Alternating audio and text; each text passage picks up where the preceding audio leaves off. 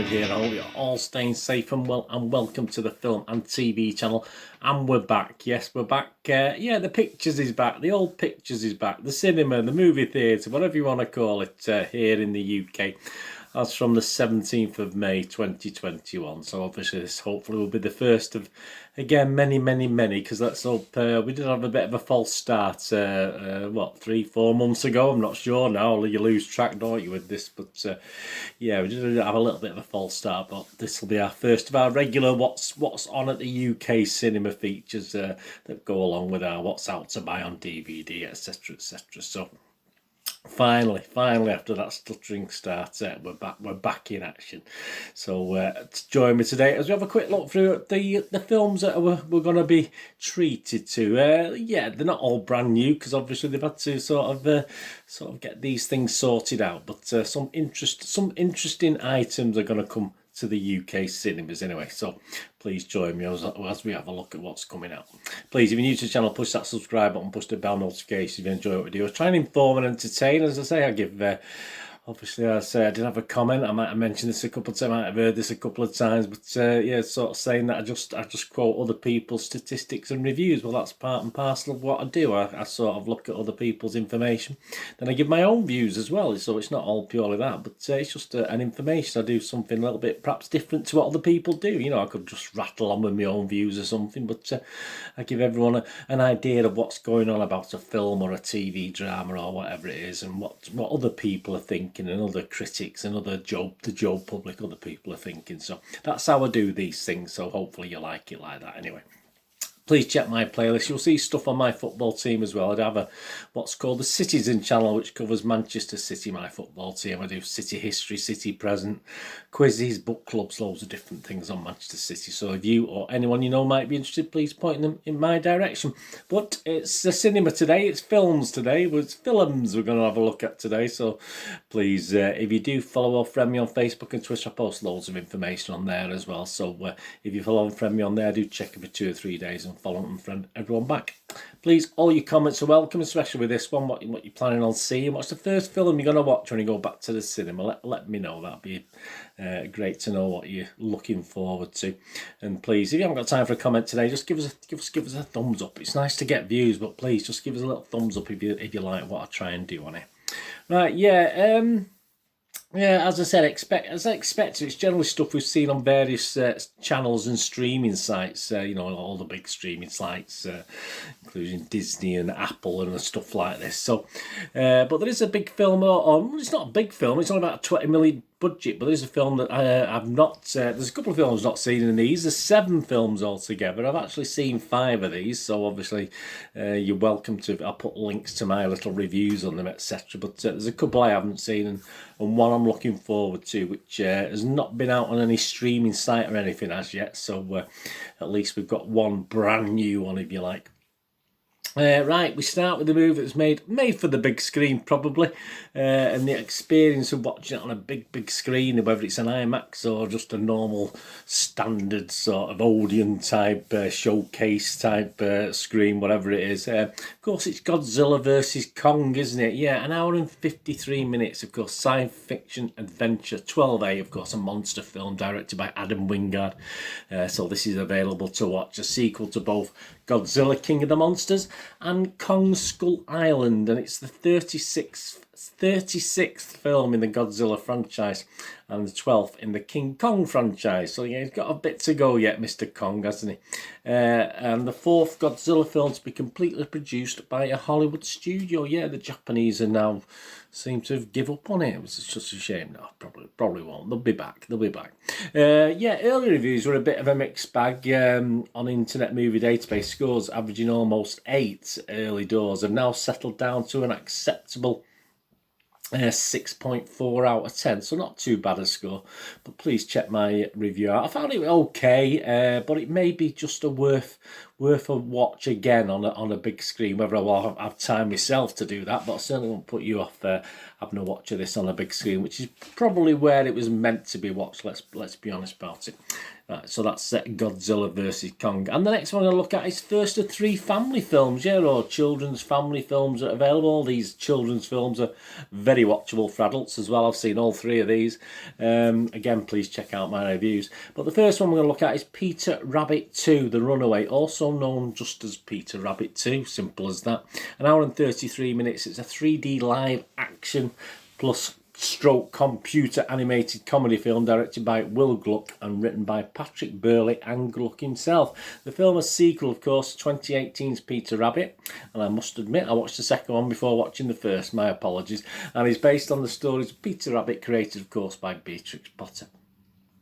James Corden is the title character, is the voice of the title character, alongside the voices of Rose Byrne, Domhnall Gleeson and David Oyelowo in live action roles, and the voices of Elizabeth Debicki and Margot Robbie as the voices. What's it about? Well, B. Thomas and the Rabbits have created a makeshift family, but despite his best efforts, Peter can't seem to shake his mischievous reputation. Naughty rabbit. Adventuring out of a garden, Peter finds himself in a world where his mischief is appreciated, but when his family risks everything to come looking for him, Peter must figure out what kind of bunny he wants to be, a naughty bunny or a good bunny. Yeah, it's scoring 6.3 out of 10 on Internet Movie Database. Check out my review. I did like this, I must admit. But there you go. And on to another one that I wasn't quite as impressed about, but this is an award-winning film now as I'm recording this. And we're talking, of course, Nomadland. Yeah, 12A, an hour and 47, a neo-Western drama film written, edited and directed by Chloe Zhao.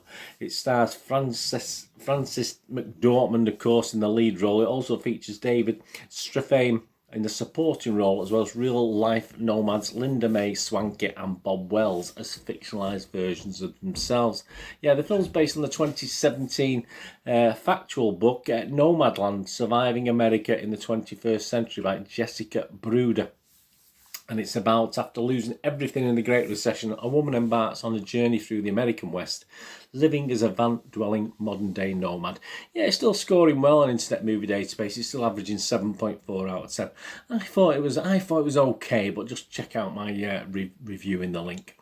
Our second family film today we're going to look at is a blast from the past and a bit of a revamp, if you like, and it's of course Tom and Jerry the movie, but this is obviously not to be confused with the earlier Tom and Jerry the movie. This is a 2021 version, an hour and 41 minutes action adventure comedy, slapstick comedy even, based on the cartoon characters and of course on the animated theatrical short film series of the same name created by William Hanna and Joseph Barbara. Produced by the Warner Animation Group, there we go, distributed by Warner's, directed and produced as an executive by Tim Story and written by Kevin Costello. What's it about? Well, it's a chaotic battle ensues between Jerry Mouse, who has taken refuge in the Royal Gate Hotel, as you tend to do, and Tom Cat, who is hired to drive him away before the day of a big wedding arrives.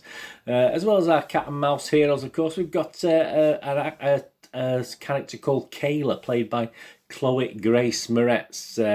And to be honest with you, Chloe and our two little heroes made this just about watchable for me, so please check out my review of it. But on Tom and Jerry, because early positivity, it was scoring reasonably high early doors, but as I've checked the scores now as I'm recording this vlog, it's only scoring 5.2 out of 10 on Internet Movie Database, which is a great shame, but I don't think it was that bad. It wasn't brilliant, don't get me wrong, but yeah, it deserves more than a 5.2 out of 10, but just please check out my review. And the third and final family or children's movie is probably one of my favourite animations of recent times, and it's called Raya and the Last Dragon.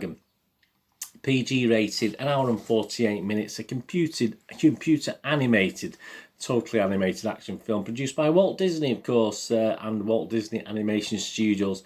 In the realm known as Commandra, a reimagined Earth inhabited by an ancient civilization, a warrior named Raya is determined to find the last dragon. Yep, in my humble opinion, this is one of Disney's best in a long, long time. I really did enjoy this, and that's reflected in my review if you check that out. And on Internet Movie Database, yeah, alright, not quite as gushing perhaps as I was with my score. You know me, I'm quite mean usually, so I sort of must have had a fever the day I reviewed this, because I've just looked back at my score and thought, oh, that's high. But anyway, on Internet Movie Database, it holds an overall rating of 7.4 out of 10. So again, for an animation, that's quite good. That's sort of getting up there with some of the best, obviously. So that's on at the cinema. And up next after that one, you got a biographical, bit more serious historical drama called Judas and the Black Messiah. This is directed by Shaka King, stars Daniel Kaluuya, Lakeith Stanfield and Jesse Plemons. Now this is one I haven't had a chance to see yet of all these films. Offered a plea deal by the FBI, William O'Neill infiltrates the Illinois chapter of the Black Panther Party to gather intelligence on Chairman Fred Hampton. The Guardian's Peter Bradshaw called it a powerful tale of human frailty, and most critics did agree. It's getting 8.3 out of 10 average, just that's average, on Rotten Tomatoes, whose consensus said an electrifying dramatisation of historical events. Judas and the Black Messiah is a forceful condemnation of racial injustice and a major triumph for its director and stars. And Metacritic, they were even better. They gave it an average 85 out of 100. And the public, were they up there with the critics? Well, not quite, but still very, very good marks from the public. They've been quite impressed on it. On Internet Movie Database, it's currently averaging 7.5 out of 10. I will be looking to watch this very, very soon as well. Whether it'll be at the pictures, I'm not too sure, but I will keep my eye out for that one. And last but not least, a film, I will probably venture to them, hopefully will be the first film I watch back at the cinema as well, if I get the opportunity. A crime horror mystery called Spiral. Yeah, and then we sort of follow that from the book of Saw. So we know what we're getting, don't we? Directed by Darren Lynn Bousman, writers Josh Stolberg and Peter Goldfinger, stars Chris Rock, Samuel L. Jackson and Morgan David Jones. An 18 certificate, 93 minutes. As I said, only a 20 million budget. That surprised me, but it'll be interesting to see. And it is, in fact, I found this very hard. Someone questioned this on Twitter and actually, on YouTube when I was talking about Samuel L. Jackson films, another feature. I don't know if you can check that out. The 9th installment of the Saw series. Yeah, he did sort of... the guy did sort of imply nine, yeah. But obviously, that's what it says, and that's a couple of articles I've read from different people, different sources. So I'm fairly sure that'll be right. About, working in the shadow of an esteemed police veteran, played by Samuel L. Jackson, brash detective Ezekiel Zeke Banks, played by Chris Rock, and his rookie partner, William Schenk, played by Max Minghella, take charge of a grisly investigation into murders that are eerily reminiscent of the city's gruesome past. Unwittingly trapped in a deepening mystery, Zeke finds himself at the centre of the killer's morbid game. There you go, that's your 7 films. Quite an interesting mix of films to get us back into the habit of toddling along to the cinema. So there you go, we've got Godzilla vs. Kong, Peter Rabbit 2, Nomadland, Tom and Jerry, Raya and the Last Dragon, Judas and the Black Messiah, and hopefully, fingers crossed, the first movie I'll be watching back at the cinema, Spiral, from the book of Saw. So please let me know what you plan to watch. And obviously, as I say, most cinema watches were done for Thursday, Friday movie releases. Obviously, this is Monday the 17th of May. These are available at your local cinema. Check out all your cinemas. These are the main chains, if you like, main chains. I mean, obviously people like Showcase and people like the Odeon, etc., etc. But check out your local cinema to see. But there should be one of those 7 or 2 or 3 of those 7 appearing as we get back into the routine. And as I said, obviously these features will be on a regular basis. They will go weekly as and when there's enough new films coming out of the cinema to warrant that. So keep your eyes open for my little information blogs on the UK cinema releases as well. Let me know in your comments what you're going to watch. Anyway, thanks for watching. Whatever you're going to do this day, have a great one. Look after yourselves, look after your friends, look after your families. More importantly, let's all look after each other. So we meet here again on the Film and TV channel, or perhaps have a flick across, have a look at my Citizen channel, my football channel. All I ever ask you to do is please stay safe, everyone, especially in those cinemas. Get those. I think you might have to keep the masks on. I'm not too sure what the procedure is yet. They're not open yet, but yeah, stay safe, everyone. Thanks for watching. Bye for now.